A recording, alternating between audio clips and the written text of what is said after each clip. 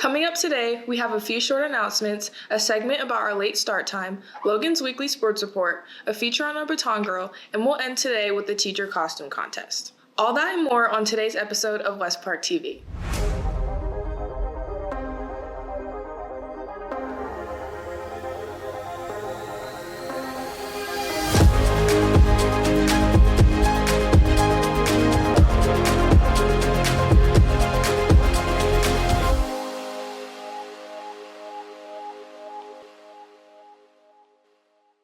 What's up, West Park? I'm Isabel. And I'm Ginika. And welcome back to West Park TV. If you're currently taking an AP class and planning to take the exam, yesterday was the last day to purchase exams without a fee. You can still buy your exam, it'll just cost you an extra $40. This week, Culture Fest is happening in the Quad during lunch. Yesterday, AAPI and Multicultural Club played some games, and today you can visit the Latino Student Union in the Quad. Tomorrow, the Black Student Union will be holding their own festivities, as well as the Sikh Honor Society on Friday. It's been a long time coming, but the Grove building is finally completed, and there will be an official ribbon-cutting ceremony on November 7th. I know one group in particular is super excited the Theater Arts Department will finally have their stage. Their play, Almost Maine, opens November 10th, and tickets are on sale now. On Monday, we kicked off our canned food drive. Bring in any non-perishable canned food up until the 18th to your second period class for the chance to win donuts every week, and the grand prize winner will have a pizza party. As we transition into winter sports, let's take one last look at our fall athletics. More on that with Logan. Thanks, Ginika. Starting off with last week, congrats to these water polo athletes that were named to the All-League team.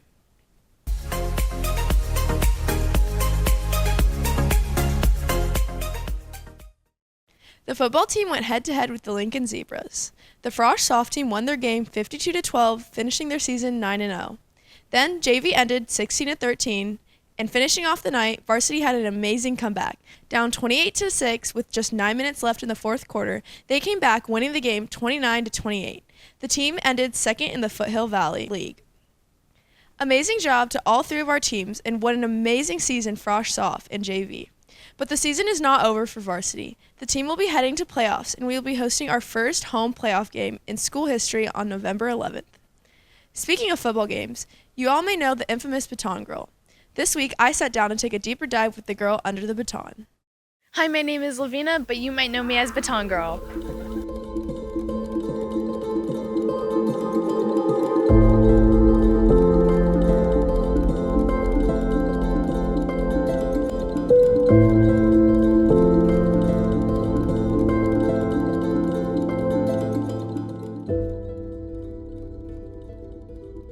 My mom was a baton twirler put into it by my grandma, and then I technically wasn't supposed to start baton twirling at all, but since my grandma was taking care of me and I had nothing to do anyways, my grandma kind of like put me in baton, but it like worked out because I love twirling. It's like one of my favorite things.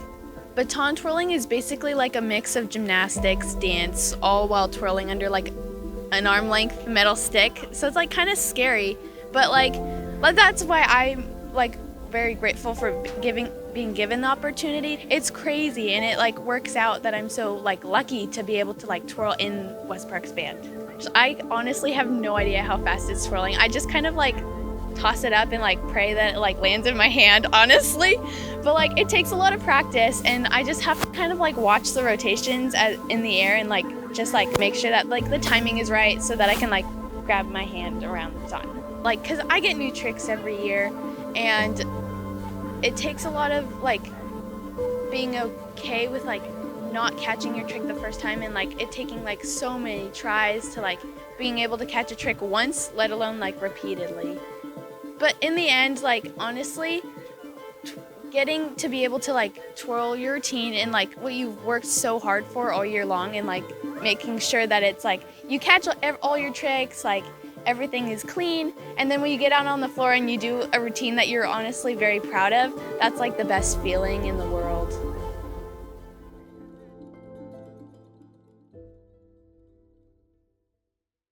That's all I have for you guys this week. My name's Logan Mannerath, reporting for West Park TV, and back to you guys. Thanks, Logan. This year, we introduced a later school start time, but has it really been beneficial to our students? West Park TV's Ella Stewart has the story. In 2019, California Governor Gavin Newsom signed Senate Bill 328.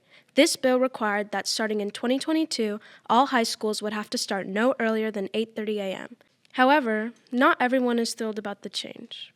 Personally, me, I liked it when we ended class earlier, and going to school later doesn't really feel like school anymore. I'd rather get out earlier and have more of the day to do stuff rather than go to school later. I feel like the late start time, I think it's great that students get to get a little bit extra sleep in the morning, but it doesn't seem to have made a huge difference as far as tardies go. With the later start time, our entire day has shifted. So now I feel like my after hours office time has been shortened. I play volleyball, so practice runs later and we get home later. And I'm not a morning person, so I struggle to wake up in the mornings. I get to go get something to eat. I get more time to get ready. I did like this year's schedule better than last year because we get the extra hour of sleep, which I think really helps not only me but just everybody else. Time change impacted me because we got out of school later, and then I'll be having to go to math tutoring later. Then I'll be doing my homework later. I already don't want to do my homework, so it don't be getting done. As you guys know, Monday was Halloween. During lunch, our staff went all out, showing off their Halloween spirit for the staff costume contest.